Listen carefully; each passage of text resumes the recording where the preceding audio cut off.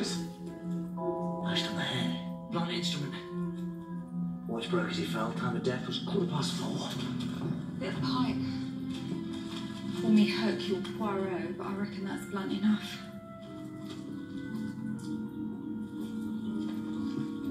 Worth killing for when that old dry as dust. Hold on. The body in the library. I mean, Professor Peach in the library with the lead piping. Let me see. Up to my waist. Gerald! Someone should call the police. You don't have to. Chief Inspector Smith from Scotland Yard, known as the Doctor. Miss Noble is the plucky young girl who helps me out. I see. Mrs. Christie was right. Go into the sitting room. I will question each of you in turn. Come along, do as the doctor says. Room understood. The plucky young girl who helps me out. No policeman in 1926. I'll pluck you in a minute. Why don't we phone the real police? Oh, the last thing wants PC Plot sticking his nose in. Especially now I've found this. Morphic residue. Morphic? Doesn't sound very 1926. Gets left behind when certain species genetically re-encode. The murderer's an alien. Which means one of that lot is an alien in human form. Yeah, but think about it. There's a murder, a mystery, and Agatha Christie. No, happens to me all the time. No, but isn't that a bit weird? Agatha Christie didn't walk around surrounded by murders. Not really. I mean, that's like meeting Charles Dickens and he's surrounded by ghosts at Christmas. Well, oh, come on. It's not like we could drive across country and find Enid Blyton having tea with Noddy. Could we? Noddy's not real. Is he? Tell me there's no Noddy. There's no Noddy. Next thing you know, you were telling me it's like Murder on the Orient Express, and they all did it. Murder on the Orient Express? Oh, yeah. One of the best. But not yet. Marvellous idea. Yeah. Tell you what, copyright, Donna Noble. Okay. Anyway, Agatha and I will question the suspects. Donna, you search the bedrooms, look for clues. Any more residue? You'll need this. Is that for real? Come on. You're ever so plucky. Right then. Solving a murder mystery with Agatha Christie. Brilliant. How like a man to have fun while there's disaster all around him. Sorry, yeah. I'll work with you, gladly, but for the sake of justice, not your own amusement. Now then, Reverend. Where were you at 4:15? Let me think.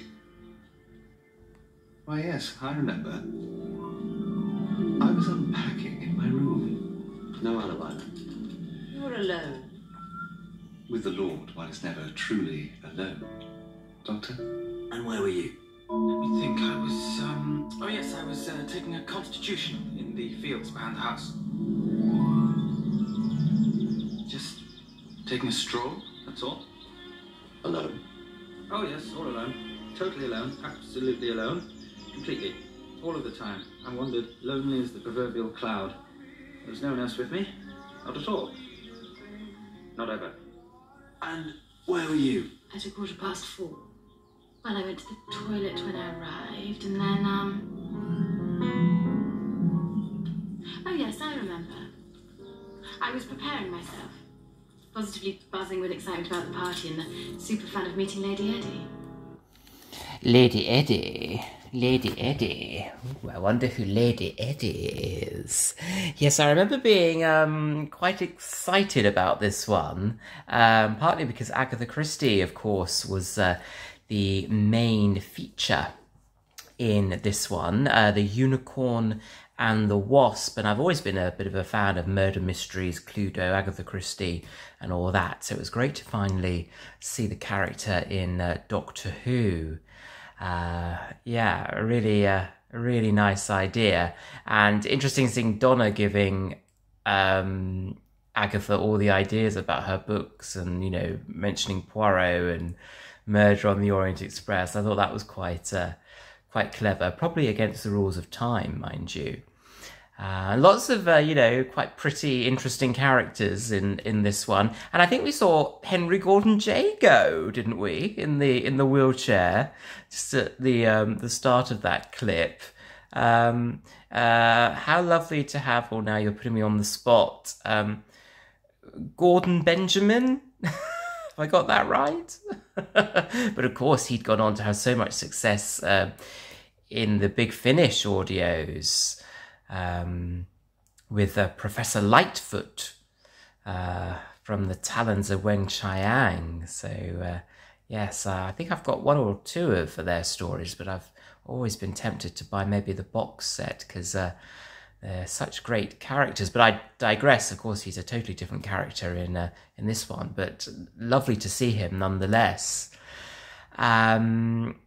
Yes, so this does have sort of a feel of sort of Cluedo and the murder mystery about it. I can't remember exactly the sort of plot behind the unicorn and the wasp.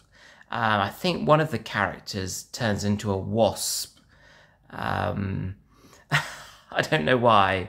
I've drawn a blank with that, but there's obviously some fundamental scientific reason as to why that happens. And I recognised a couple of the actors and actresses from other serials. So it was a good cast, I seem to recall, for this one. And lovely sort of interplay, wasn't there, between the Doctor and Donna, sort of feeding off each other, that sort of slightly sort of bitey relationship, sarcastic relationship going on. I think works very well with those two. And Agatha Christie putting the Doctor in his place.